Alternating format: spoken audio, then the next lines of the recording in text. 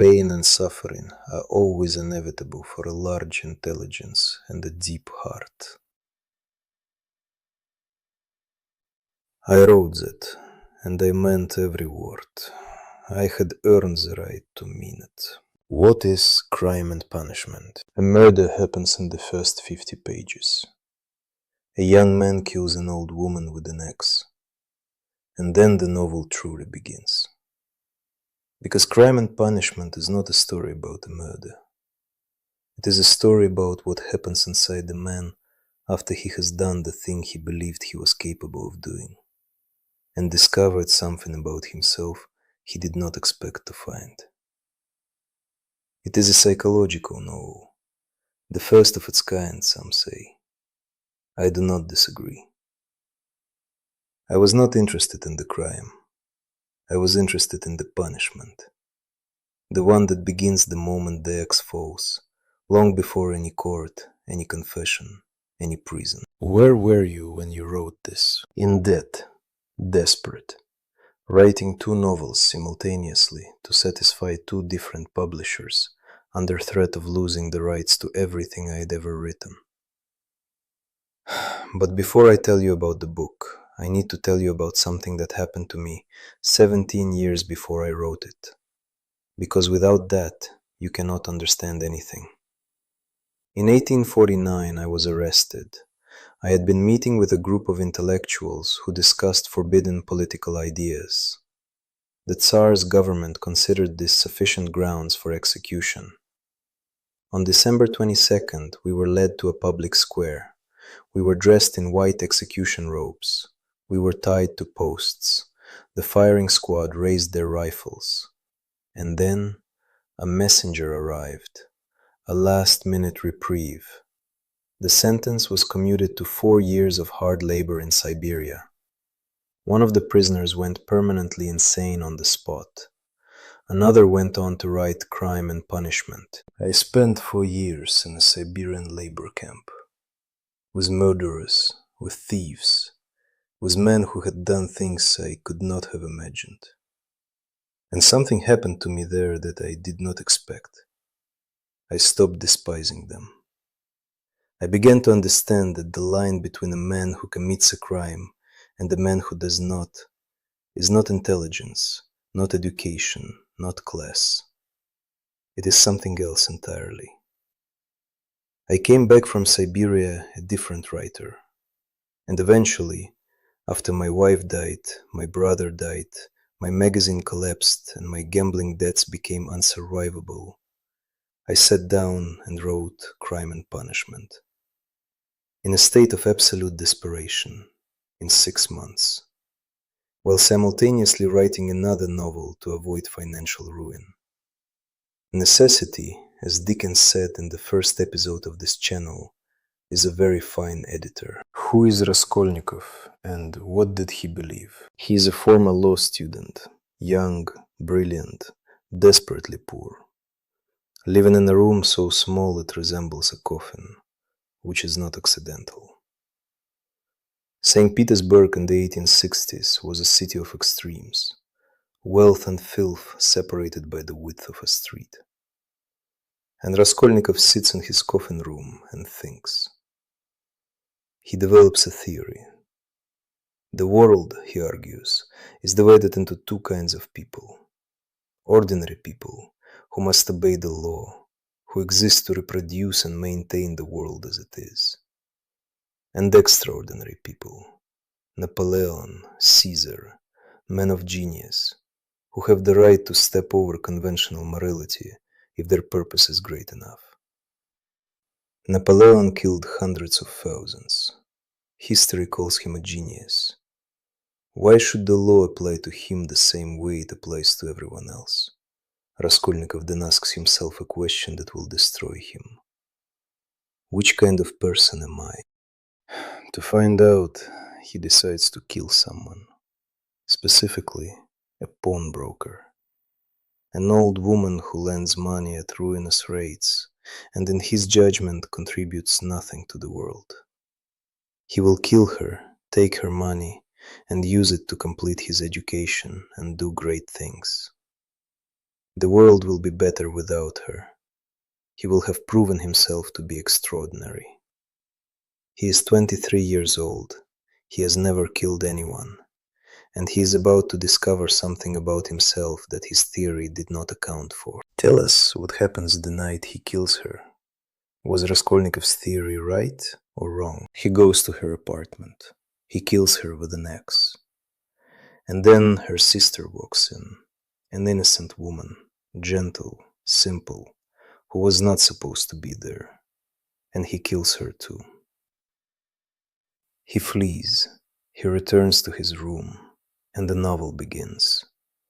Because in those next pages, the fever, the delirium, the inability to eat, sleep, think clearly, Raskolnikov is not processing grief or fear of capture. He is processing the discovery that his theory was wrong, that he is not Napoleon, that the act has not liberated him, that instead of feeling the cold freedom of the extraordinary man, he feels something ancient and inescapable rising in him like floodwater. He has not transcended morality. He has confirmed it. How does the investigation work? The detective assigned to the case is named Porfiry. And he is one of my finest creations. Perhaps because he is, in some ways, me. Porfiry has no evidence. He cannot prove anything. But he knows. He knows the way a man knows when he is looking at something true. And he uses this knowledge not as a weapon, but as a scalpel. He meets with Raskolnikov. He talks. He asks seemingly innocent questions. He watches. And Raskolnikov, who believes himself to be extraordinary, rational, in control, begins to crack. The guilt inside him is looking for a way out. The punishment, as I titled it, does not come from outside. It comes from within. Porfiry simply creates the conditions for it to surface. They circle each other through the entire novel. It is, I believe, the finest cat and mouse in all of Russian literature, though I admit I may be biased. Who is Sonia, and why does she matter? She is the daughter of a drunkard. She has sold herself, prostituted herself, to feed her family. By every rational standard of the kind Raskolnikov admires, she is a victim of society, a broken person, someone to be pitied or dismissed.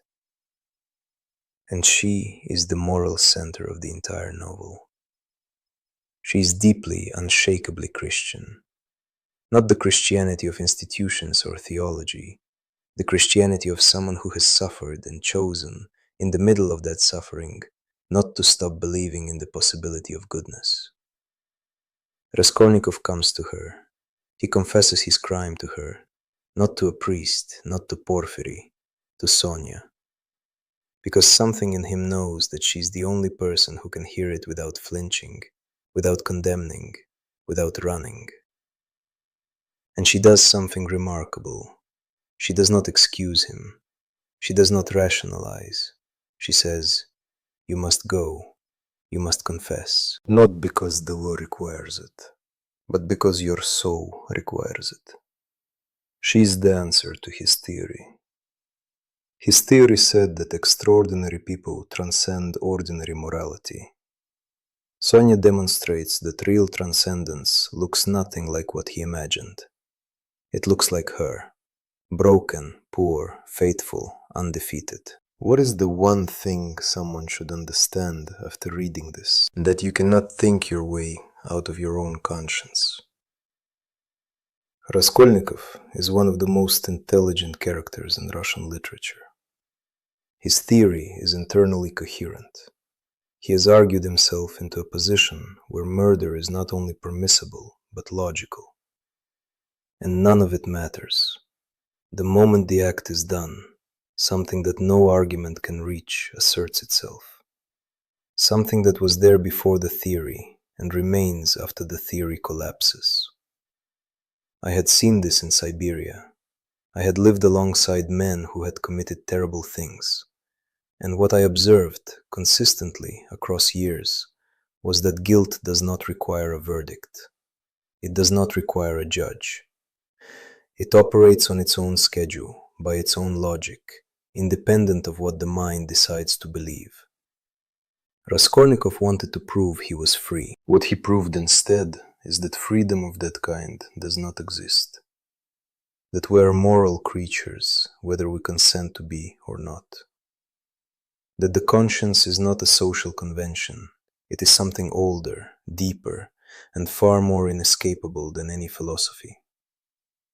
The punishment in my title is not prison. Prison comes at the very end, almost as an afterthought.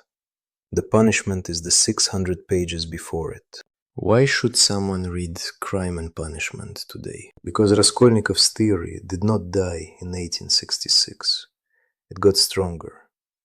The idea that certain people, by virtue of their intelligence, their vision, their ambition, are not bound by the same rules as everyone else.